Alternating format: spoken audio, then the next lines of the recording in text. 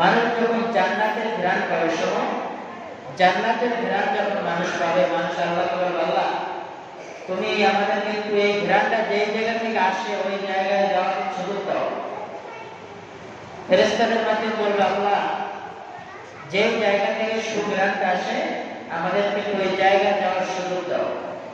ফেরেশতারা আল্লাহর কাছে বলবে, আল্লাহ আপনার এই বান্দা, আপনার বান্দি সে এই যে জান্নাতের সুঘ্রাণটা যে জায়গা থেকে আসে ওই জায়গায় যেতে চায়।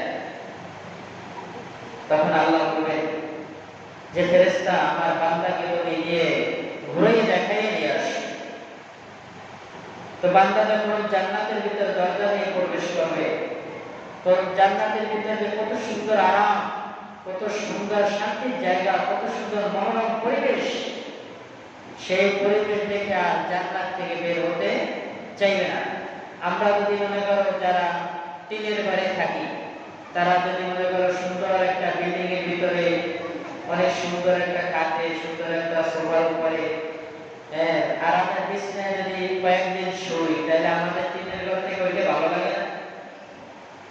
তার থেকে যদি আমরা মনে করো একটু বেশি পরিবেশে থাকি, তাহলে সেটা আরো আমাদের থেকে বেশি ভালো লাগে, তাই না?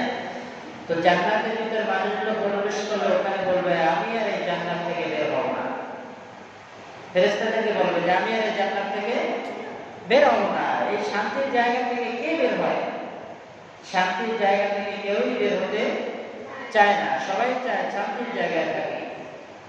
কিন্তু আল্লাহ ফেরেশতাদেরকে বলবে, ফেরেশতা আমার বান্দা যখন ওই সুন্দর পরিবেশ থেকে বের হতে চায় না, তোমরা আমার বান্দাদেরকে, আমার বান্দীদেরকে ওই সুন্দর পরিবেশ থেকে আর বের করিও না। তাদেরকে আমি জান্নাতের সার্টিফিকেট দিয়ে দিলাম, তারা জান্নাতে আরামের জায়গায় থাকবে। সুবহানাল্লাহ। এই জন্য আমরা জান্নাতে যেতে চাই, ঠিক কিনা? জান্নাতে যেতে হলে আল্লাহর ইবাদত করতে হবে।